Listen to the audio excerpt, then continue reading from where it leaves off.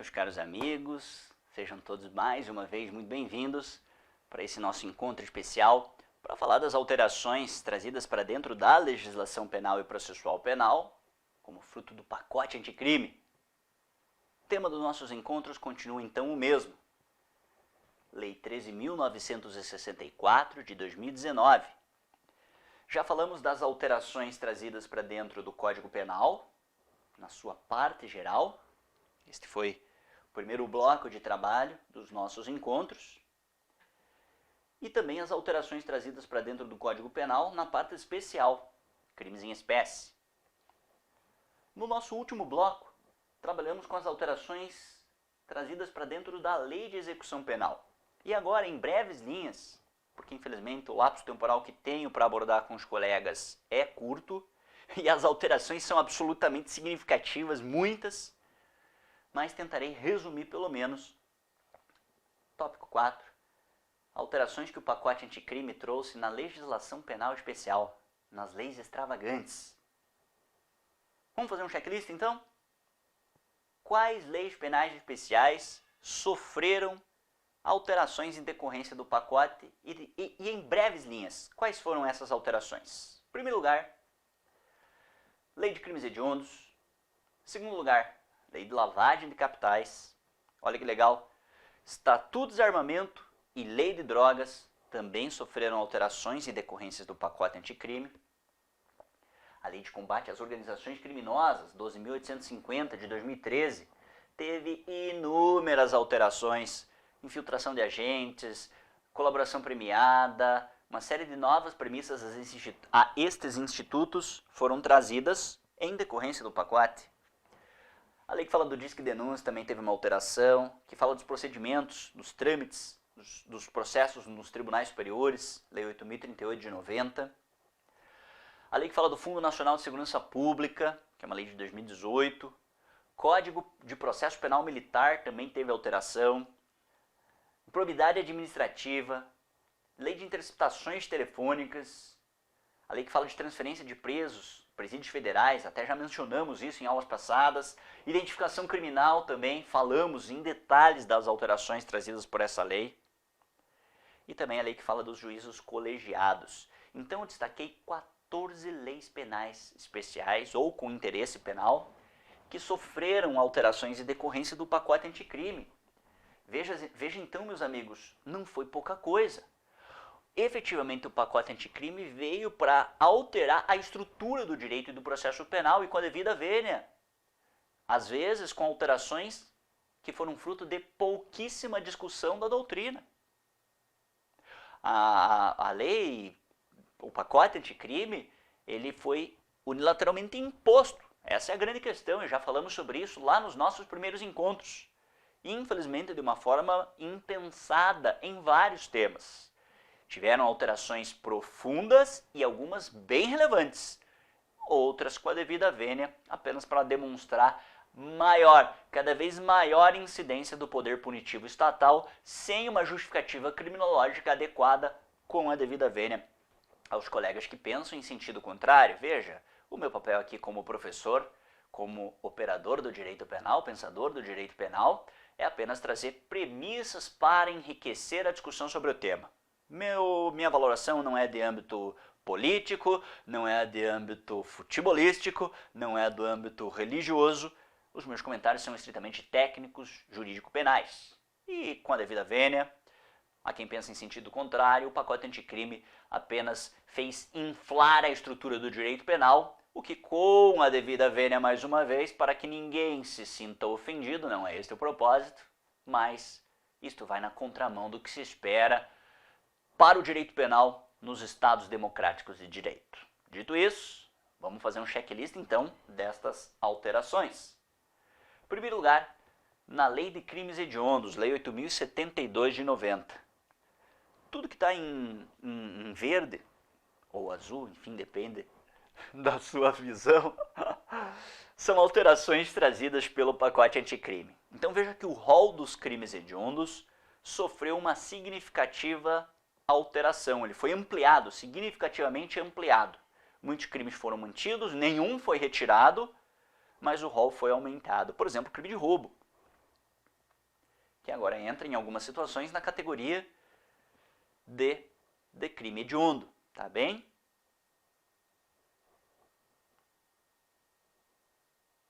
Fica este rol, ao qual recomendo simples leitura. Como eu te disse, esta análise, esta abordagem vai ser mais célere, porque daria uma aula inteira só para falar dessas alterações, mas o objetivo é apenas pontuar quais são elas.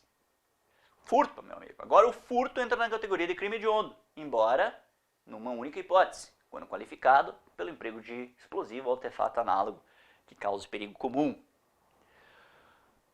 Parágrafo único da Lei de Crimes Hediondos, artigo 1º, parágrafo único, também foi alterado consideradamente. Além do genocídio, também são considerados hediondos posse ou porte ilegal de arma de fogo de uso proibido, que não era hediondo antes, agora é. Igualmente o comércio ilegal de arma de fogo, não era hediondo, agora é. Tráfico internacional de arma, não era hediondo, agora é. E a organização criminosa quando direcionada à prática de crimes hediondos ou equiparados. Então, esta foi a principal alteração na Lei de Crimes Hediondos em decorrência do pacote anticrime, embora tenha tido mais uma que a gente já comentou, que é a questão do regime, né? Que as regras de alteração do regime foram significativamente alteradas em decorrência do pacote anticrime, mas que isso já foi objeto de trabalho em aulas passadas. Uma segunda lei que também sofreu significativa alteração, embora bem específica, pontual, na prática isso vai mexer bastante em uma série de situações, é a lei de lavagem de capitais, lavagem de dinheiro. O artigo 1º da Lei 9.613, de 98, ganhou agora um novo parágrafo, tá bem? Que especialmente está voltado para os procedimentos de investigação. Para a apuração do crime que trata esse artigo, admite a utilização de ação controlada e infiltração de agentes. Lembra que esses mecanismos, essas técnicas especiais de investigação e produção de prova, antes, estavam permitidas para casos como tráfico de drogas e crime organizado. Agora está previsto também para a apuração do crime de lavagem de capitais. Essa foi a alteração nesse tocante. Lei de Armas. Estatutos de Armamento. A Lei 10.826 de 2003 também foi bastante remodelada. Como eu te disse, daria uma aula inteira só para falar das mudanças de estatutos de armamento, coisa que infelizmente a gente não tem tempo. Então apenas vou pontuar as alterações. Tivemos alteração no artigo 16, perfeito. Tivemos alteração no artigo 17, que fala do comércio ilegal de arma de fogo. No artigo 18, que fala do tráfico internacional de armas. Houve um acréscimo no tocante à pena e uma cláusula de equiparação no parágrafo único. E por fim, o artigo 20, que fala de majorantes, também foi fruto, né, de uma nova redação do pacote anticrime. Uma última alteração que o pacote anticrime trouxe para dentro do Estatuto de Armamento foi essa aqui, no artigo 34, letra A, que fala da coleta de registros balísticos que serão armazenados no Banco Nacional de Perfil Balístico. Tema interessante, bom tema de pesquisa para os colegas interessados, então também foi uma alteração trazida, ampliada pelo pacote anticrime. Sobre o Estatuto de Armamento é isso. Lei de Drogas. Nós temos uma nova hipótese no artigo 33, parágrafo 1º, inciso 4. Aquele que vende ou entrega drogas ou matéria-prima, insumo ou produto químico destinado à preparação de drogas sem autorização em desacordo com determinação legal ou regulamentar para agente policial disfarçado, quando presentes elementos probatórios razoáveis da conduta criminal pré-existente. Meu amigo, já te adianto, esse dispositivo tem pouca gente comentando, mas vai dar pano para manga. Porque aquele que entrega droga, por exemplo, para agente policial disfarçado, pode eventualmente alegar que houve uma espécie de preparação de flagrante, o que daí seria análogo a crime impossível. Tem até súmula do STF, se não me engano, no 145 do STF, né? E aí, esse dispositivo não acaba contrariando o teor da súmula, o entendimento já consolidado no STF? Amigos, aguardem as cenas dos próximos capítulos. Tenha certeza absoluta que em algum momento alguém vai discutir a rigidez constitucional dessa nova fórmula de caracterização do crime, hein? Por hora fica apenas a referência. E na lei de crimes organizados, professor? A lei 12.850 de 2013. Essa sofreu várias alterações em 3 tópicos específicos. 1. No tema colaboração premiada. O tema foi transmudado em vários aspectos e merece a atenção dos colegas. Eu fiz referência aos dispositivos da lei de crime organizado que foi alterado pelo pacote anticrime.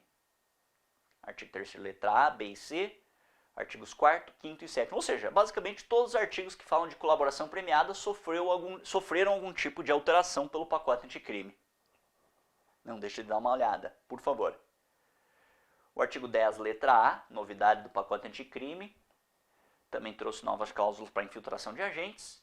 E o artigo 11, que também sofreu nova redação, falando sobre acesso a dados cadastrais. O tema já estava regulamentado na lei de crime organizado, só que agora foi incluído a ele um parágrafo único para ampliar o âmbito de acesso a esses dados.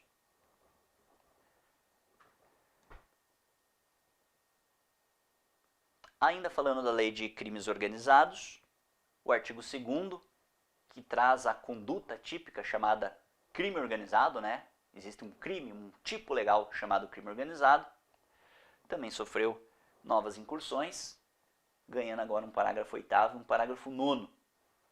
O crime em si não sofreu alteração, foi apenas a inclusão desses 2 parágrafos.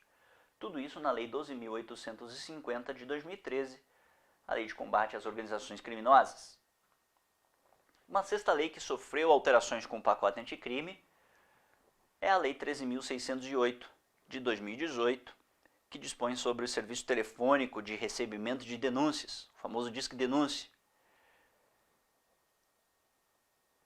E aí faço simples referência aos artigos 4º, que agora tem uma letra A, B e C.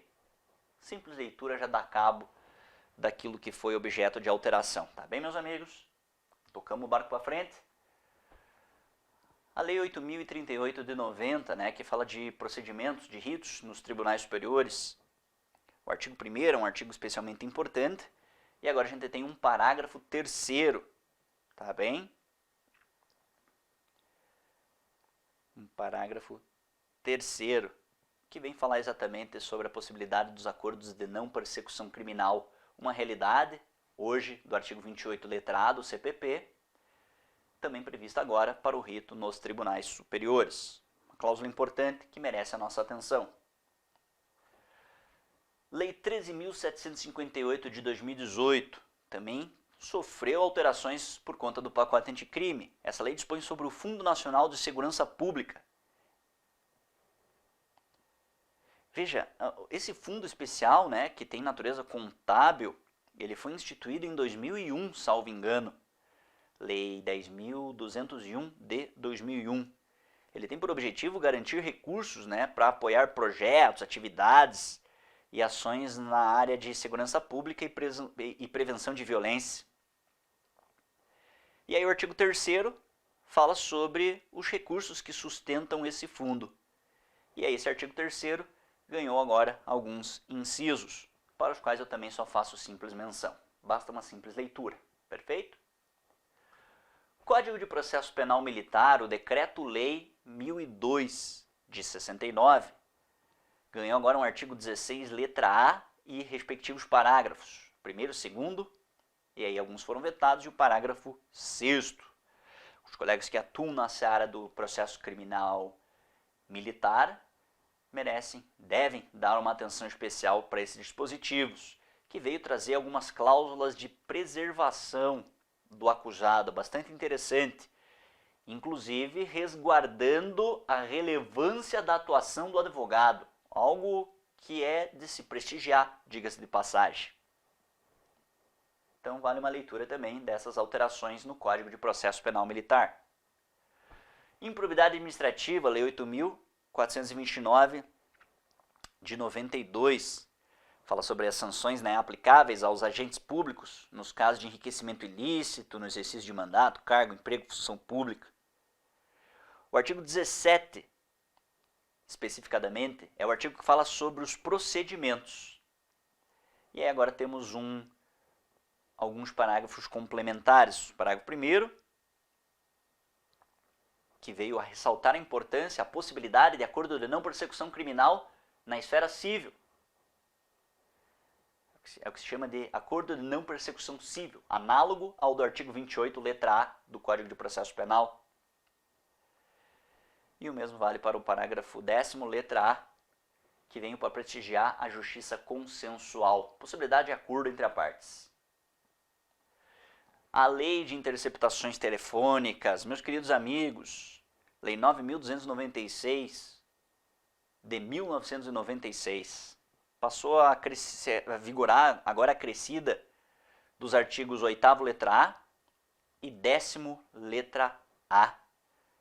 Captação de sinais eletromagnéticos, ópticos, acústicos, para investigação e instrução criminal, sem autorização judicial. Fiquem de olho nesse tema, viu? Tema importante e que ainda vai sofrer uma série de críticas por parte da doutrina. Em algum momento a jurisprudência vai acabar se manifestando sobre a rigidez ou não desses dispositivos novos. Fique de olho então nas cenas dos próximos capítulos.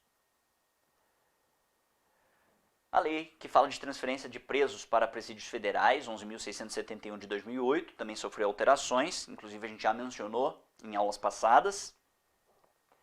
E o mesmo vale para a lei de identificação criminal, 12.037 de 2009. A gente também já mencionou em aulas passadas, por isso faço simples referência a elas. E uma última alteração no tocante à legislação extravagante, diz respeito aos juízos colegiados em primeiro grau de jurisdição. A Lei 12.694 de 2012 também foi acrescida do artigo 1º, letra A. Trata-se de questão de âmbito processual, estritamente vinculada à competência e que também merece uma atenção especial dos colegas. Veja, meus amigos, olha o arcabouço de leis que foi alterada pelo pacote anticrime. Foram inúmeras. Cada uma delas isoladamente já daria uma aula inteira, um curso inteiro. Mas o nosso tempo é bastante limitado, razão pela qual neste bloco de aula eu fiz questão apenas de fazer um checklist dessas alterações para que os colegas possam aprofundar em seus estudos individuais. E é claro, obviamente, que qualquer dúvida a gente sempre fica à sua disposição. Meus amigos, obrigado pela atenção, fiquem com Deus, bons estudos e até uma próxima. Tchau!